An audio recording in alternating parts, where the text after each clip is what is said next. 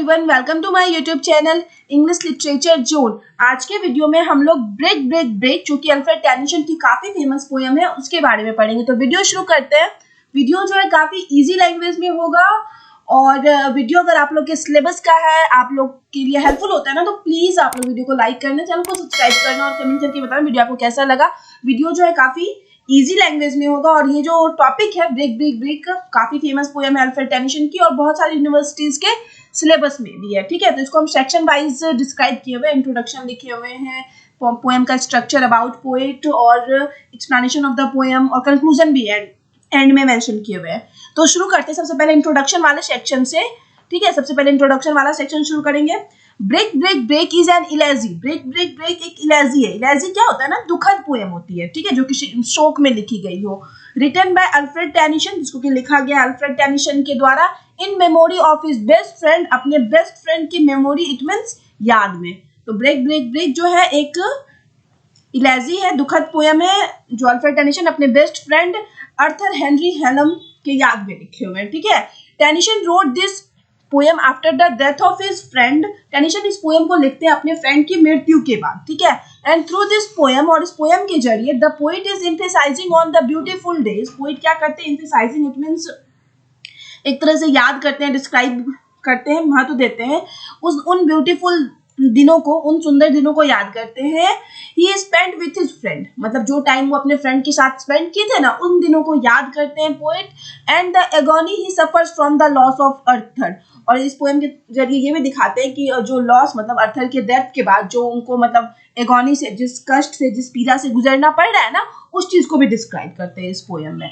It was written in 1835, इसको जो लिखा गया वो 1835 में लिखा गया, एंड फर्स्ट पब्लिश्ड इन 1842, और पहली बार जो पब्लिश करवाया गया इस पोएम को 1842 में करवाया गया। अब हम लोग आगे देखते हैं।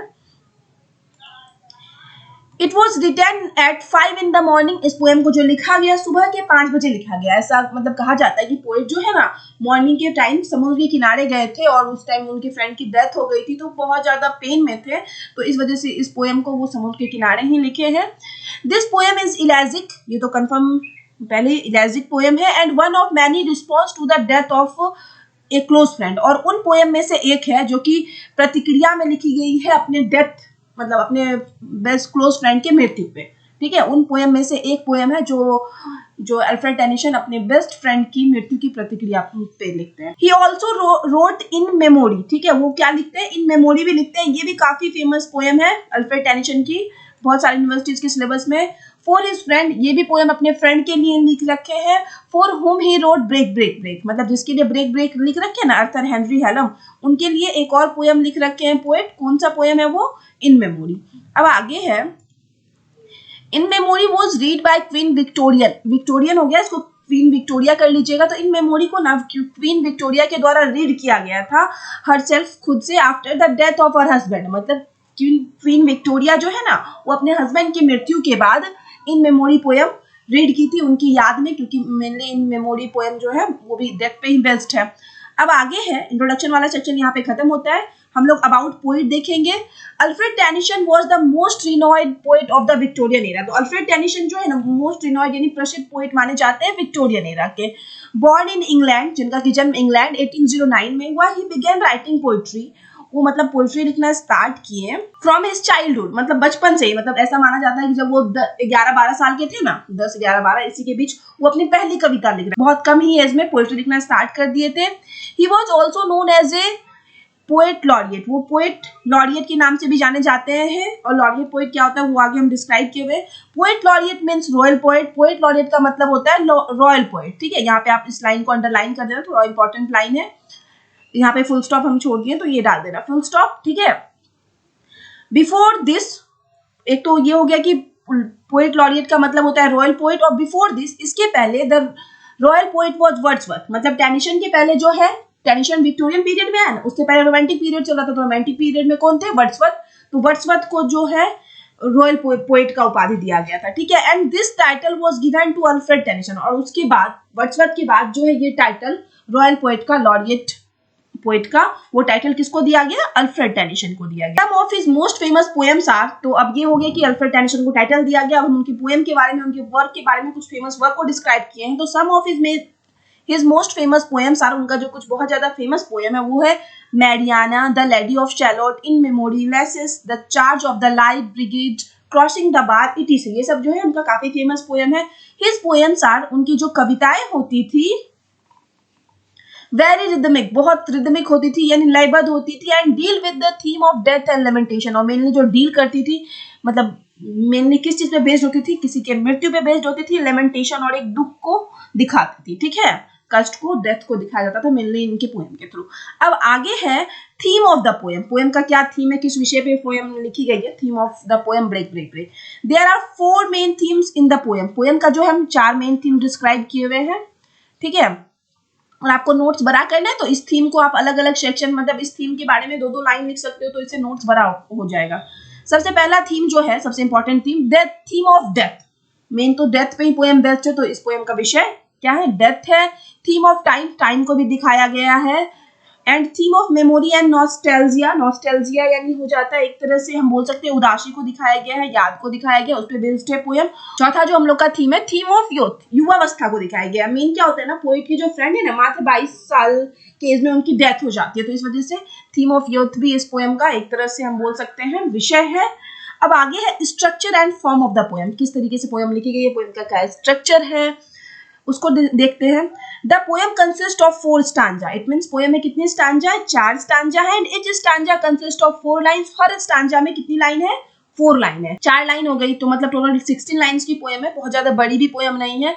दस ऑल्सो कॉल्ड ए क्वार्टरन, जिसको कि हम लोग क्वार्टरन भी कहते हैं, 4 लाइन की जो एक स्टांजा होती है ना वैसे स्टांजा को क्वार्टरन भी कहते हैं। इन the first and the last stanza, पहले और आखिरी के स्टांजा में the poet address the she, poet क्या करते हैं, शी की व्याख्या करते हैं, समुद्र के बारे में बात करते हैं, समुद्र से रिलेटेड बात करते हैं।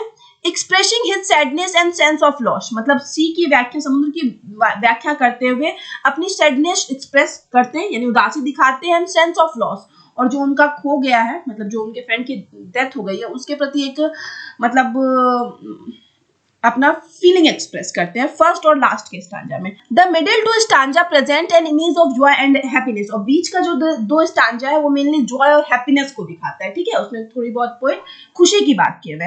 अब आगे है, ये भी स्ट्रक्चर वाले सेक्शन में ही है। The rhyme scheme of each stanza is AB, तो मतलब हर स्टांजा में 4 लाइन है, तो उस 4 लाइन का जो राइम स्कीम है वो एबी करके है। In regard of the meter, अब जहां तक मीटर का संबंध है, there are various pattern that changes throughout the poem, ठीक है, अगर हम लोग मीटर की बात करें तो पोएम में है ना ढेर सारा मीटर यूज किया गया है अलग अलग तरीके से, तो कोई पार्टिकुलर मीटर नहीं बताया जा सकता इस पोएम में। अब आगे है explanation of the poem, poem की एक्सप्लेनेशन की बात करते हैं। 4 स्टांजा, चारों स्टांजा को हम अलग अलग सेक्शन में डिस्क्राइब किए हुए। इन द फर्स्ट स्टांजा, पहले स्टांजा में the poet says the torment of his hurt is tremendous, तो पहले स्टांजा में पोएट क्या कहते हैं, टॉर्मेंट इट मींस जो कष्ट है ऑफ हिज हर्ट, उनके अंदर उनके दिल में, ट्रिमेंडस यानी बहुत ज्यादा खतरनाक है, बहुत ज्यादा है उनके मतलब कष्ट, ठीक है।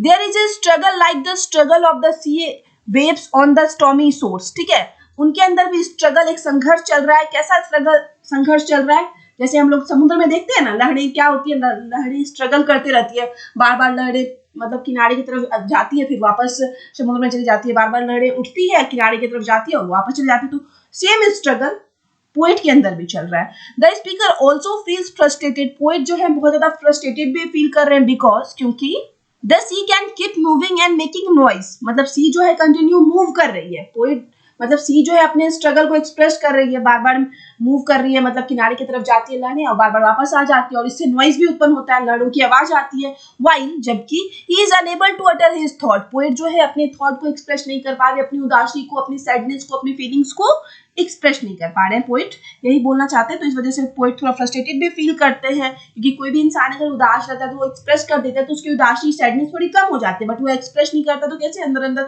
बहुत ज्यादा थॉट चलता रहता है, तो उसी तरह से पोएट भी इस चीज को फर्स्ट स्टैंजा में डिस्क्राइब किए हुए। द सीज लाउड रोर, और सी का वो जो तेज आवाज है, सी का आवाज इट मींस जो होता है मतलब लहरों की जो आवाज है, its ability to vent his energy, तो यह इसकी योग्यता है कि ये अपनी एनर्जी को वेंट इट मींस बाहर निकालता है, ठीक है, अपने आवाज के थ्रू, नॉइज के थ्रू। इट्स समथिंग ही लैक्स, और ये ऐसी चीज है जो कि ही लैक्स इट मींस जिसकी कमी है पोएट के अंदर। The question before him is जो क्वेश्चन है पोएट के आगे वो ये है कि how he can express adequately the thought which can रसिंग in his mind, कि कैसे पोएट जो है अपने माइंड में जो थॉट चल रहा है, जो मतलब उनके अंदर स्ट्रगल चल रहा है, कैसे वो एट द एंड मतलब एक्सप्रेस करेंगे। ये क्वेश्चन के साथ इस स्टांजा को पोएट खत्म कर। ये पहला स्टांजा हो गया, मेनली 4 लाइन का था तो बहुत ज्यादा बड़ा भी डिस्क्राइब हम नहीं किए हुए हैं। इन द सेकेंड स्टांजा, दूसरे स्टांजा में दूसरे पंक्ति में द पोएट सेज, पोएट कहते हैं that life is full of joy for the fisherman son and daughter, कि फिशरमैन, अब समुद्र के किनारे पोएट है तो उनको फिशरमैन का सन एंड डॉटर, बेटा बेटी यानी बच्चे खेलते हुए दिखते हैं, तो उनको लगता है कि जो फिशरमैन के बच्चे हैं ना उनका लाइफ क्या है, पूरा भरा पड़ा है खुशियों से। वो are laughing and shouting merrily, जो कि पूरे खुश हैं, हंस रहे हैं और चिल्ला रहे हैं खुशी से जैसे बच्चे खेलते हैं। The poet on the other hand, वहीं जो पोएट है कवि, he is entirely in a different mood. Poet तो बिल्कुल अपोजिट मूड में है, जैसे बच्चे खेल रहे हैं उछल रहे हैं मतलब पूरी खुश है, तो पोएट बिल्कुल इसके अपोजिट मूड में, पूरे डिफरेंट मूड में है। He is restless and grief stricken at the death of his friend. Poet जो है रेस्टलेस, इतने बेचैन है पूरे और पूरे दुख से भरे पड़े हैं अपने फ्रेंड की डेथ पे, डेथ को लेके, ठीक है। तो इस तरह से हम इसलिए बोलते हैं कि सेकंड स्टांजा में खुशी को एक्सप्रेस कर रहे हैं, वो दिखा रहे हैं बच्चों का खेलना और फिर कंपेयर करते हैं खुद से। The poet admires the innocent Joy, जो बच्चे निर्दोष जो खेल रहे हैं उनके जॉय को एडमायर, उनकी प्रशंसा करते हैं ऑफ दिस यंगस्टर, बच्चों की। बट ही इज सॉरी, लेकिन वो सॉरी भी फील करते हैं because he can not share it, वो बच्चों के साथ उनकी खुशियों को शेयर नहीं कर सकते, उनके साथ खेल नहीं सकते, उनके साथ खुश नहीं हो सकते, इसलिए पोएट यहाँ पे सॉरी भी फील करते हैं। The lad of the sailor is also happy, जो सेलर है नाविक है वो भी बहुत खुश है। And sings in his boat face to face with the magnificence of the sea, तो जो लैड है नाविक है वो भी बहुत खुश है, समुद्र में है और पूरा मतलब गा रहा है, पूरे अपना खुशी को व्यक्त कर रहा है। But such Joy is not for the poet, लेकिन जो ये खुशी है, जो बच्चे खुश है, नाविक खुश है, वो खुशी जो है पोएट के लिए नहीं है। At the end second stanza के थ्रू पोएट यही एक्सप्रेस करते हैं। अब हम लोग थर्ड स्टांजा की तरफ आते हैं। इन द थर्ड स्टांजा, तीसरे स्टांजा में the poet says that, poet कहते हैं the majestic ships, majestic ships यानी जो एकदम आलीशान सी बड़ी सी शिप्स है, fly on their destination under the हिल, तो वो क्या कर रही है, अपनी डेस्टिनेशन की तरफ जा रही है हिल के अंदर, ठीक है, मतलब वो भी अपने डेस्टिनेशन के लिए चल चुकी है, जाएगी।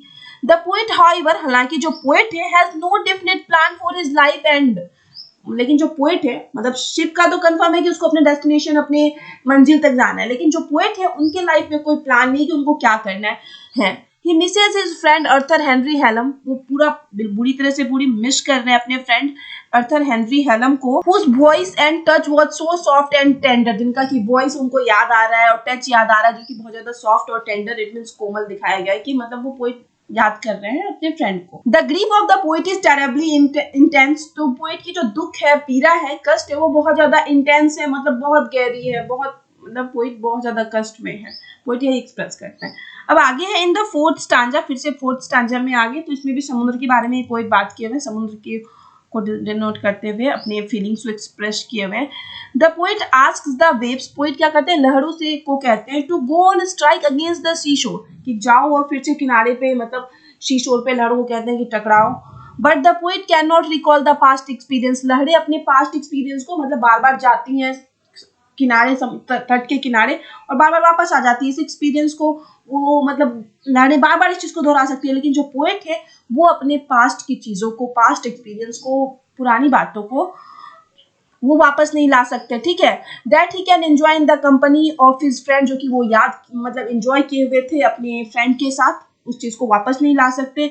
The wave come again and again hitting a wall of rock each time, waves जो है लहरें बार बार आती है और जो मतलब तट के किनारे जो वॉल है, रॉक है, पत्थर है, उससे बार बार टकराती है। बट फॉर हिम, लेकिन जो पोएट है, there is no return of the dead, लेकिन पोएट के लिए तो जो मर गया है वो वापस नहीं आ सकता। Just the recurring pain of loss, बस उनके अंदर अब क्या है, लगातार मतलब क्या हो रहा है, बार बार उनको पेन ऑफ लॉस, मतलब किसी के खोने का एक दर्द हो रहा है।